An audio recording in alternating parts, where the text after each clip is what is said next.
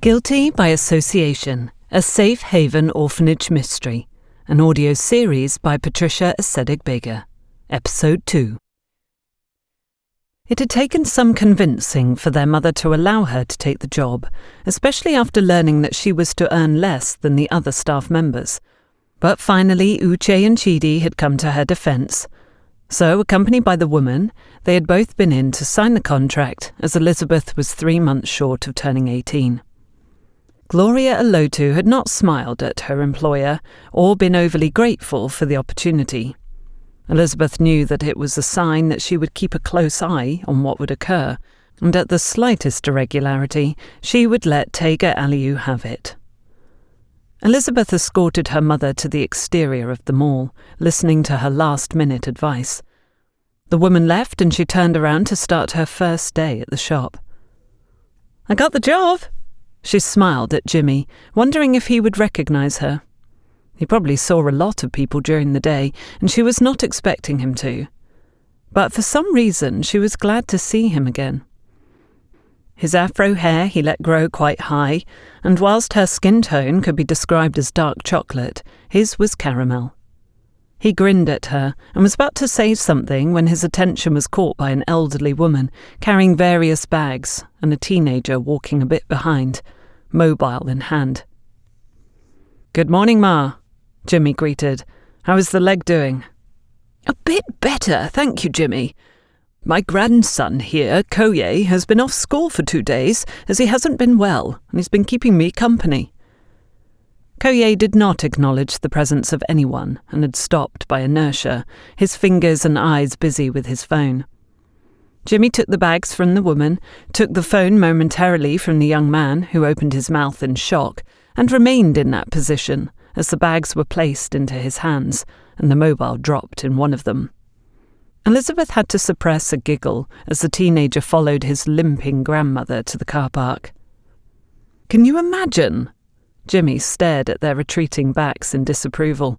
"Most of the things in the bags are for him, and he couldn't even help." No, I had to correct that future problem for society." "Congrats. Where will you be working?" "At TNA Cosmetics," Elizabeth replied. "Ah, you will be working with the lovely Adonike." He laughed, and she smiled and turned to hurry away, not wishing to be late. Elizabeth noticed that the chair was gone, but Obi was leaning on the wall. Something about his demeanour made her think that the middle-aged man was not totally awake. He seemed to be one of those people that, like her mother would say, were born tired. Elizabeth changed into her uniform and joined the rest for a quick meeting, just outside the office at the end of the store, so they could keep an eye on customers. Looking around, she observed the 3 other females. They were older than her. The plump woman that had been at the till when she had visited for the second time, Elizabeth calculated to be in her early 40s. Her thoughts were distracted by a voice. "Right, this is Elizabeth Alotu. She will be in the other shift. So now there will be 3 of you in each, and I will stop receiving complaints. Emily, make sure she gets the proper formation today in all the sections, and tomorrow she'll join the other girls in the afternoon. I expect that now that help has arrived, sales will go up, because if they don't, then the person who sells the least at the end of the month will be leaving." Their boss regaled them with a warning look, and Elizabeth noticed how the staff adopted a sober countenance after the direct threat received. Mrs. Aliou, a moment later, went back into her office. "Elizabeth, these are Adonike and Ruth. 3 of us work in this shift. We rotate on a weekly basis, so next week you'll be with Eloise and Bose in the morning, and we'll take over in the evening. I'm Emily, the supervisor for this shift, and Bose is for yours, so anything you need should always go through her. I'll teach you how to manage the cash register and walk you through our store policies, and then the girls will explain the general running of the shop. To avoid any issues, I should let you know that we have monthly targets that we are expected to meet, and if we do, we get a bit extra added to our salaries. Madame Aliou has indicated that for now you won't be getting that bonus, but you'll be expected to work as if you were. There is no I in teamwork." Elizabeth nodded, whilst taking in that there was something else that she would not be included in. A bit that would have come in quite handy, especially if one was to take Small but Mighty's list into consideration. The next 2 hours went by in a blur as she learned the ropes about attending to customers and charging them. She took notes, careful not to miss out on anything. Emily was quite serious and made her underline bits that she considered to be important. Looking down at the notes, she saw that quite a lot was thought to be vital. Your head must be spinning. I understand this is your first job. Don't worry. Just take your time when doing things and call on any of us when in doubt. Now, I see Adonika is attending to someone. Go over there and listen to how she does it. Afterwards, they both will explain the different cosmetic brands that we stock to you. You'll be given notes so you can study at home.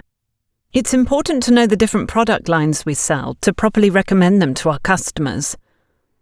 Emily smiled at her as Elizabeth looked around her, scared, wondering how she would learn so much in such a short time. Are you sure this is my colour? I like dark colours. I've worn them all my life and they suit me. A woman with a very doubtful look was asking the salesgirl. Yes, madam. These are the colours in vogue now and they really suit your skin tone. If you would like, I can... No, I don't like changes, and these colours are not at all discreet. I'm a lawyer. I go to court almost daily. I can't appear like I'm going clubbing. I thought you said you were an expert makeup artist. A look of fear crossed Adenika's face. Elizabeth guessed that the woman raising her voice and the fact that their boss was around had something to do with it. Looking around, she spotted the chair and mirror, which were probably there for customers to try out products. Madam, these colours will suit you. Elizabeth joined the conversation, but we can combine them with some of the ones you normally use. If you give us 3 minutes of your time, I can make you up so you can see the results and decide for yourself. She held her breath as the woman looked at her watch and then nodded, walking briskly towards the area Elizabeth pointed her to. Where are the makeup testers? She asked Ruth, who had approached them when the customer had shown signs of annoyance. Ruth pointed them out to Elizabeth, and she picked a few things that could complement the colours Adonika had chosen, and hurried up to start on the customer, sure that the woman would get up to leave as soon as the 3 minutes were over.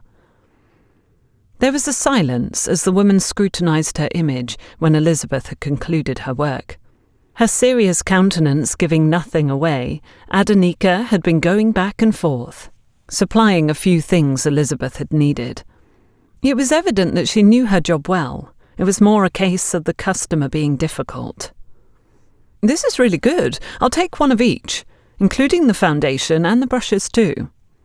Elizabeth grinned and went off to get what she had asked for as the woman continued admiring herself. She got up and slipped something into Elizabeth's hand. Don't share with anyone. I was about to leave when you appeared. She looked down. The woman had given her 2,000 naira. The young girl looked nervously around her, not sure what to do. Was she to give it to the other girls? Maybe all tips were kept together to be shared at the end of the month. Don't let Adonika see that. She'll take it from you as it was her customer. Keep it. You won't be getting any commissions for now, and she did give it to you, so it's yours. I had been listening to the conversation between them. The woman is difficult. She came in last week, asked a lot of questions, but did not buy anything. Ruth whispered, winking at her, and letting her know that the exchange had not gone unnoticed. Elizabeth slipped it into her pocket, feeling uneasy, not wanting to step on toes. It was evident that it was a very competitive environment. That was a lucky save. Just don't forget that if any one of us is attending to a customer, we get the sale. Come on, Adonika urged. I'll show you around and give you a file with all the products and their information. You need to know them perfectly. I hope you have a good memory. You can't say that you don't know if we have something when a customer asks. You can check the laptop to see if it's available in our stock. But you have to be familiar with them all. You also have to be alert when a customer comes in. You walk up to them, welcome them, and ask if you can be of help. As you can see, there are different sections and just 2 of us to man the floor, so you have to be quick on your feet." 5 hours later, Elizabeth left the mall, file in hand. It felt like her head was about to explode. She'd waited for Bose and Eloise to come in before leaving. The supervisor she had been assigned to was the woman she had met in the cash register the first day she had been to the shop. Bose, she guessed, was in her 30s, slim and looked quite sophisticated. Her wig definitely cost more than what Elizabeth would earn in a year. She looked her over, offering what some could take as a smile. The only wide grin she had received had come from Eloise, who had given her an enthusiastic pat on the back. "This seems like a very different kind of traffic than I'm used to navigating in, but it's the real world. I must be able to handle whatever is thrown my way," Elizabeth said to herself as she walked back home.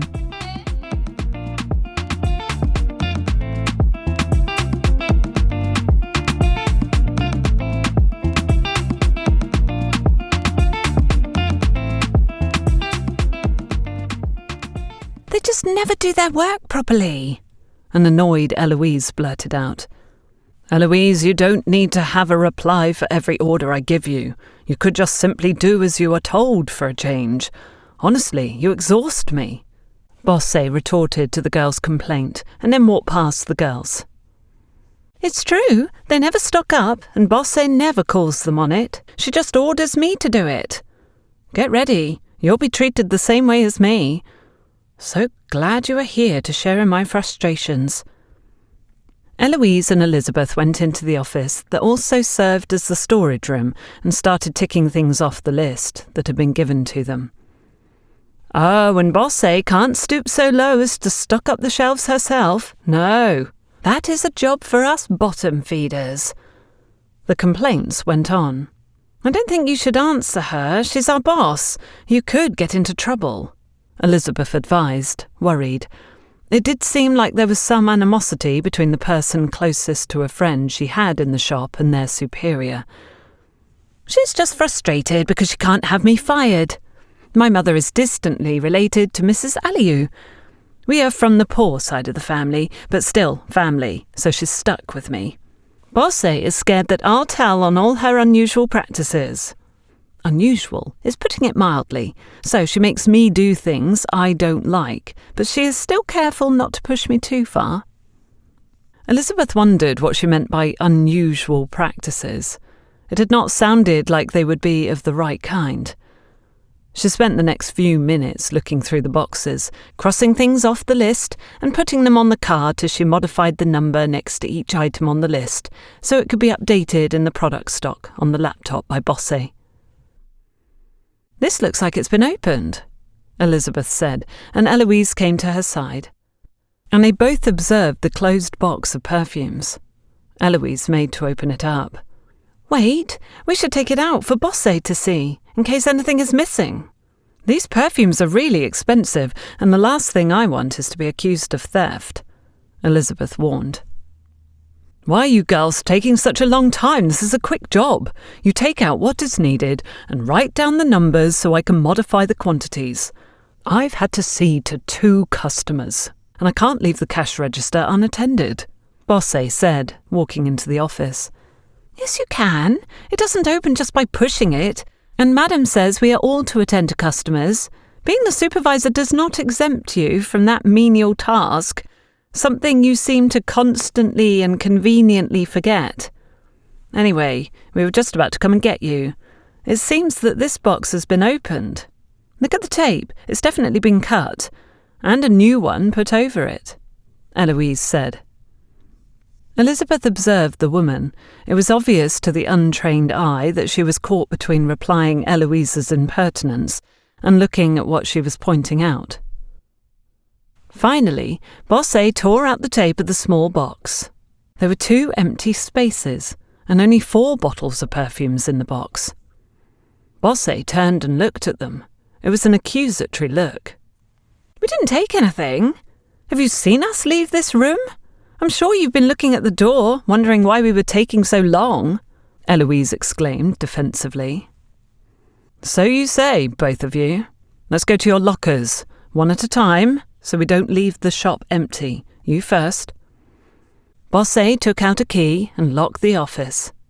Elizabeth followed her in shock as they walked to the part of the mall that had changing rooms and lockers for the employees. She opened hers and took out her bag, watching as its content was taken out. How did the woman think that they had taken the bottles out and walked past her unnoticed? Or that it had happened that day? Maybe they were in the store. Someone put them out for sale and forgot to update the stock? Elizabeth offered the explanation as Bosse handed the bag back to her. "No, that's not possible. The new stock arrived yesterday morning and this box had not been opened yet. Because they are very expensive, we only had 2 of them out on display and 1 was sold this morning. That was why I put it on the list. Now, send that rude individual here. Keep an eye on things and don't charge anyone till I get there." Elizabeth hurried to do as she had been asked. She had not liked the look that had been sent in her direction. There was no way she was going to keep quiet if anything was said to her. She was no thief. "Eloise, please just show her your bag. Don't start an argument. I'm not ready yet to mind the shop on my own," Elizabeth pleaded. The look she got from the other girl made her understand that it was exactly what she had intended to do.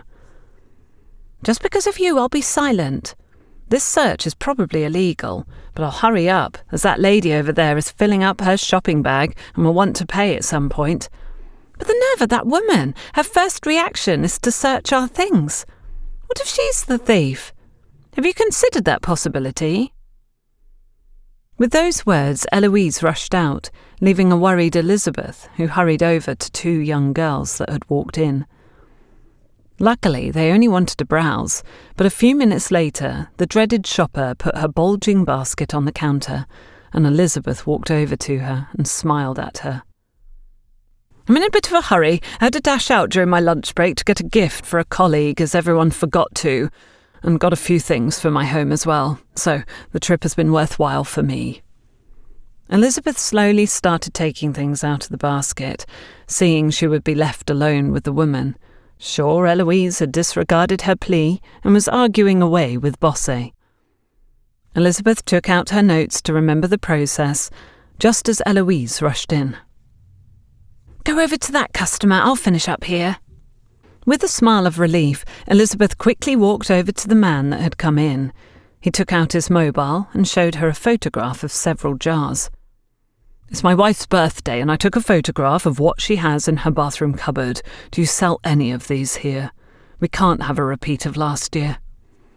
Elizabeth smiled as she escorted him to the right section, seeing from the corner of her eye that Bosse had come back into the shop and was unlocking the door to the office. Almost an hour later, Bosse emerged talking on her phone, and she left the shop. It was a busy evening for them, and Elizabeth basically had to learn on the go, but she did feel more confident by the time they had locked up and were clearing away. Bosse had remained at the till, sometimes still on her phone, whilst attending to a customer. They were about to leave when she called them both. "I've looked over every inch of the office," Bosse said as she studied both Eloise and Elizabeth. "The bottles of perfumes are missing. I called the supplier and he assured me that there was no error at their end, and it was packaged and sent by them. They do their own transport, which means no one from their company tampered with the boxes. Anyway, Emily and I have decided to be fair and not accuse anyone directly, so we will all be paying for the 2 bottles of perfumes." "What? How is that being fair? Only one of them is worth more than I earn in 6 months. No, there must be an investigation. You just can't decide on our behalf. I'm not paying for anything. I'll be speaking to my aunt about this," Eloise replied in a heated manner, her pose indicating that she was ready for action. "It's not up for discussion.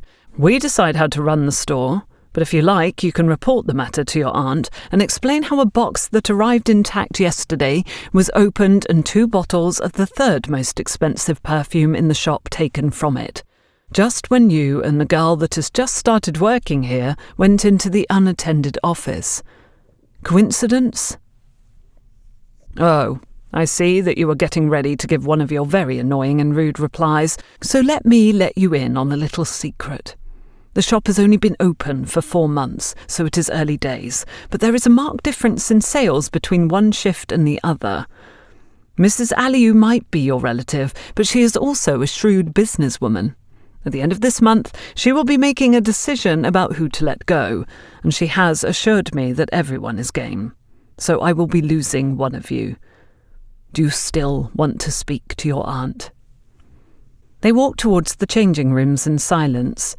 Elizabeth, well aware that she was no relation of anyone of importance in the shop, and the last to arrive. It was evident who would be the first to be shown the exit. She would keep her eyes open. If there was a thief amongst them, she was determined to find out who it was.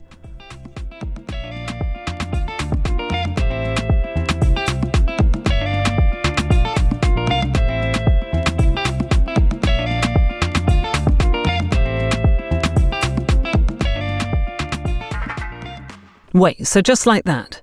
She didn't even investigate any further. The only solution they came up with was that you all should pay for the missing perfumes. Didn't you protest and refuse to do so? There's just no way that someone will accuse me of something I didn't do and get money out of me for it. Elizabeth had just related her day at the dinner table, and Small but Mighty was definitely not in agreement with the resolution taken. Would your indignation by any chance have anything to do with the carefully written list Nicholas and you drafted? Their mother asked the teenager. Mama, it's an injustice, and I'm standing up for it. That's what you've always told us to do. If by doing so, Elizabeth can keep all her salary and meet up with the needs on our list, that will be a happy coincidence, but nothing else. Small but Mighty had stood up to get his point across better. Episode 127 of the telenovela. Small but Mighty against the world. Why didn't you apply the same enthusiasm to your math test last week? The woman looked at him, and he quickly sat down, not wanting to revisit the conversation that he had been an unwilling participant of the previous week. But Henry is right, though. Elizabeth, you need to investigate. First of all, she didn't even consider the possibility that the owner of the place had taken them herself. After all, it's her office. She can do as she pleases and not have to give explanations. This bosse limited her investigations to making a few calls. The other girls were not searched either, just the two of you. It really just feels like an easy fix that will set a precedent. Will you be made to pay for every single thing that goes missing in the shop? Helen, her sister, asked her. Eloise said that her aunt has called both supervisors' attention for various offences, and so she wasn't surprised by what they decided. They don't want to report the matter to her, Elizabeth explained. Apparently last week Mrs. Aliou visited unannounced, and Bosse was out on her break, which lasted more than expected, so she got called to her office and was in a foul mood when she came out. But I agree with you. I didn't like how I caught her observing me, like she suspects it's me. But of course, I can't prove anything, and so can't accuse me directly. I'll definitely be keeping my eyes open. Both shifts spend half an hour together every day, so we update each other if anything out of the ordinary occurs. I'll try to speak to both girls from the other shift tomorrow, and take note of anything suspicious in their answers. All the same, I intend to speak to Bosse. She won't be taking it from our salaries directly, as they are transferred to our bank accounts, and I don't want to have to give Mrs. Aliou explanations. I'll ask if I can pay it in 3 months. I earn less than the rest as it is. Nick and I can help you. We can visit. Small but Mighty spoke with a well-known look of innocence on his face. No, Mama, warn them. I don't want either of them near my work. I can just imagine them, notebook in hand, interrogating the staff and even the customers. Elizabeth turned a horrified look on her face to their mother, who tried to keep a straight face as she shook her finger at the 2 boys in question.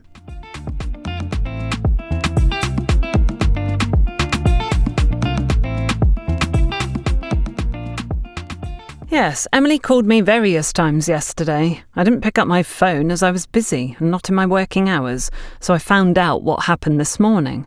I told her that I am not paying. Ha! She should report me if she likes. Does she think that I'll willingly give her money from my salary? Just because something has gone missing? Me? Adanika? Emily doesn't know who she's dealing with yet. Ruth went over to join the other two girls as she had just finished with a customer and heard the last bit of the conversation. I'll pay. I can't afford to lose this job. You know, we are saving to get married. I'm staying with my sister now and I pay for my room. Jude only got a place 2 months ago, so we are both saving for a small wedding and to rent a place. Everything is so expensive in Lagos. Adanika, please do the same. I did speak to Emily yesterday and she was really worried. She just signed the order in but didn't pay attention to the state of the boxes. Amaka, the cleaning lady, was here and she took the boxes into the office. I'm so happy I didn't step into that room all morning. If not, I'd have been a suspect. Ruth let out a sigh. See, I can't agree to their demands. Is this how they intend to settle similar incidents? Look, Emily and Bosse should be the ones to foot the bill. Aren't they the supervisors? Don't they earn more than us? So they should shoulder the responsibility. Emily can't force me. I told her as much. If I were you, I'd stand my ground. I reminded her of how I covered for her when she went to the doctor the other day. She came in, opened up, left, and didn't appear till 3 hours later. She stopped insisting after that. Ruth, you need the money. Tell her that you'll not be giving her a single naira. I have 10 more minutes of my shift, and that woman seems to have money to spend. So ladies, excuse me. With those words, Adanika walked away in the direction of the woman, who was touching one of the wigs in the hair section. Eloise had been asked to stock up by Bosse. Elizabeth suspected that it was payback for how she had spoken to her the previous evening, and she went over to help the girl. The shop was quiet. She would keep an eye open in case someone came in. It was important that she got used to the products, speaking to customers and recommending the right care for them. What were you girls talking about? Adanika was waving her arms around like she was upset. Her co-worker asked her as soon as Elizabeth reached her. She said she won't pay her share, basically that it is not her responsibility, Elizabeth replied. Exactly, Bosse is a bully. She just does exactly what she wants and uses scare tactics to get her way. If we all decide not to pay, what can they do? If it gets to my aunt, will she fire us all? Hand me the 3 packs of toothpaste, please. Elizabeth bent down to pick them from the cart of various items. One of them felt light, so she shook it. There was no expected noise. Eloise frowned as she opened it. The box was empty. Both girls opened their mouths in shock. Finish here. Let me take it to our 2 mini dictators.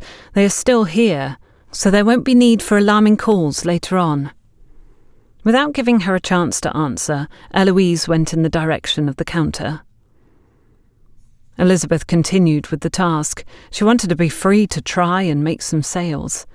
It worried her that if there was no improvement in that department, she was the one with the most possibilities of being fired. The rest could protest and take a stand, but she could not afford to do so.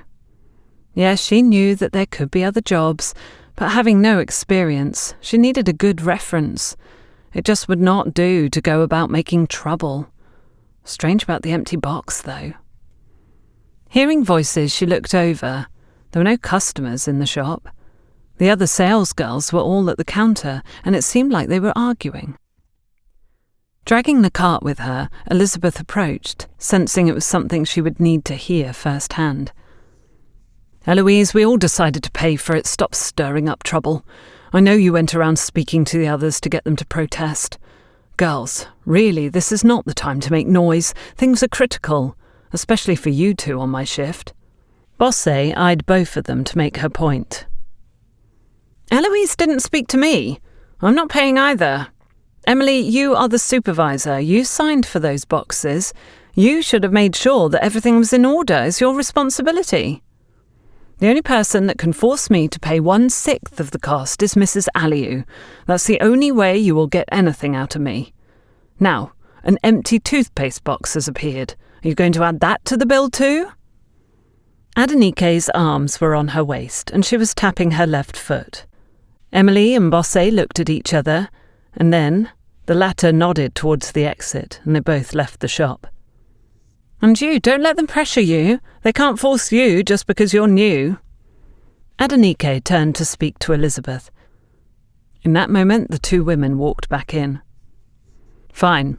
On this occasion, Emily and I will put the money between us, but if a similar incident occurs, it will be resolved our way. I'll call our suppliers and let them know about the toothpaste. Hopefully they'll replace it for us. Emily will take over from here, and I'll let you know if anything else comes up," Bosse said. The rest of the evening went by quickly.